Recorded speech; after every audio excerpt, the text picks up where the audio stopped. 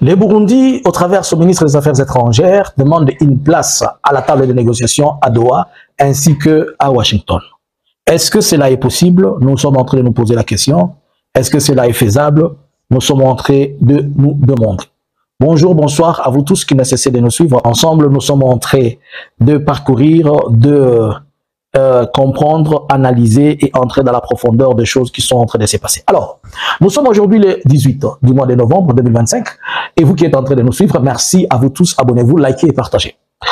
Nous avons suivi au travers certaines sources d'informations où le ministre des Affaires étrangères du Burundi aurait partagé la pensée ou la vision ou la demande du Burundi, la ligne des médias internationaux. Le Burundi demande à ce qu'il soit représenté à la table des négociations à Doha comme à Washington. Possible ou impossible? Qu'est-ce qui se passe donc? Nous connaissons d'abord et nous devons nous rappeler que le Burundi c'est un allié de taille pour le gouvernement de la République démocratique du Congo. Depuis que le conflit a commencé, le Burundi a été à côté depuis les EAC et un peu partout. Mais vous allez vous rappeler, vous et moi, que le Burundi s'est illustré par l'occupation des lieux qui est considérés comme des carrés miniers, des endroits sur lesquels le Burundi va pouvoir retrouver et récupérer le fonds ou se retrouver dans les business de la guerre qui est en train de se passer en République démocratique du Congo. Alors, comme vous le savez très bien qu'aujourd'hui, à Washington, on ne connaît pas encore la date, bien qu'elle n'est pas encore définie, que les deux présidents, celui de la RDC et celui du Rwanda, devraient se retrouver pour la signature de cet accord. Par ailleurs, nous savons aussi que la feuille de route a été signée à Doha le 15 entre le gouvernement de la République démocratique du Congo et l'AFC/M23, qui aujourd'hui, l'AFC/M23 n'est plus considéré, ne peut plus être appelé groupe rebelle ou comment, mais ils sont considérés au même taille étant deux personnes en discussion. Il y a certaines statuts et certains mots qui ne vaut pas leur place. Mais nous sommes en train de nous demander comment il a fallu 9 mois pour juste avoir un document comme celui-là qui représente juste l'ossature.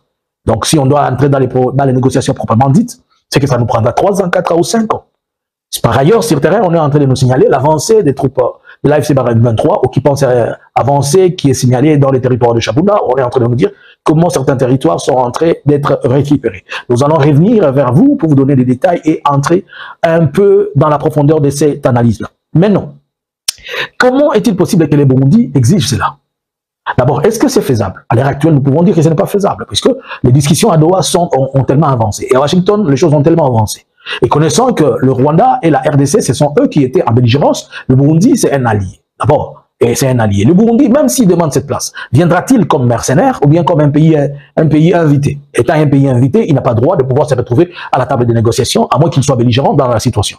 Mais quelque part, le Burundi est belligérant dans cette situation puisque le Burundi est à la frontière à la fois avec le Rwanda, il est aussi à la frontière à la fois avec la RDC et que les troupes de l'AFC/M23 sont en train d'avancer vers ce territoire et il est possible que le Burundi se trouve d'une manière ou d'une autre attaqué. Mais nous devons comprendre que le Burundi est plus intéressé comme tout le monde. Nous connaissons que les États n'ont pas d'amis, ils n'ont que des intérêts et le Burundi est dans ses intérêts nous pouvons dire le plus régalien, si on peut dire ça, donc le plus normal. Nous avons des informations selon lesquelles le budget alloué à la guerre par la FARDC ou bien le gouvernement congolais, les 70 ou 80% est géré par l'armée burundaise. Si l'armée burundaise gère les 80% du budget de la guerre qui occupe la partie dans laquelle il se trouve, c'est tout à fait normal que les Burundi cherchent à avoir une mainmise aussi importante. Pour la simple raison que si un accord se trouve entre les deux et que le Burundi n'est pas partie prenante, le Burundi sera mis dehors. Et si le Burundi est mis dehors, le Burundi va perdre la part du gâteau.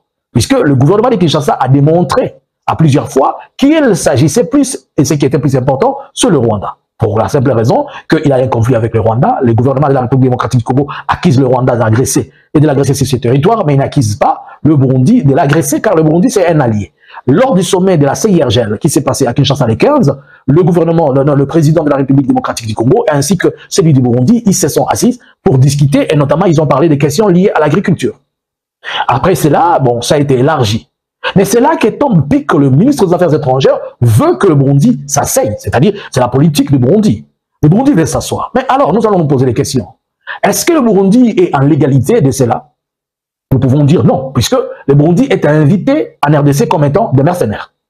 Est-ce que les mercenaires doivent s'asseoir et discuter avec? Non. Si on accepte le Burundi de s'asseoir, est-ce qu'on ne sera pas obligé de pouvoir ouvrir la porte à tout le monde?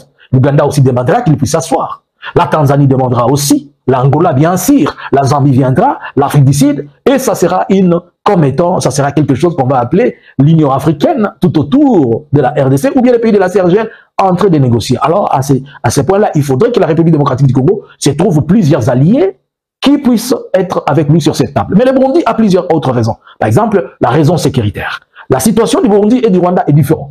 Au Rwanda, nous avons un groupe qui est un groupe considéré comme étant génocidaire, qui se retrouve en RDC, qui est les FDLR, et connu un peu partout, tandis que le Burundi a des mouvements qui sont contre son pouvoir, qui sont sur le territoire congolais, parmi lesquels il y a 4 grands groupes, notamment parmi ces groupes, les quelques-unes que nous avons pu trouver, que nous allons essayer de partager avec vous. Nous avons, par exemple, nous pouvons parler de ces quelques 4 groupes. Le premier, c'est les Red Tabara. Les Red Tabara, ils ont un effectif qui est situé entre 700 et 1200 personnes. Leur leader qui est connu, c'est le colonel Sabimana Kalash. C'est celui-là qui est connu, leur leader politique, qui s'appelle Alexis Manirakazi. Il faut comprendre qu'ils sont des Tutsis mélangés des Tutsis du Burundi. Bon, ils opèrent, ces premiers groupes, les Red Tabara, ils opèrent plus dans les territoires de Fizi, dans les hauts plateaux, ainsi que dans les Sud Kivu. Ça, c'est le premier groupe.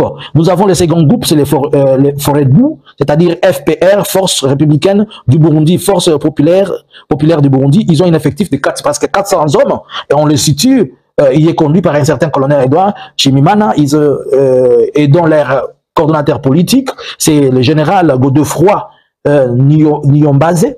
C'est un Hutu, et celui-là, leur force se situe dans la forêt d'Ouvira, vers Mwenga et vers Fizi.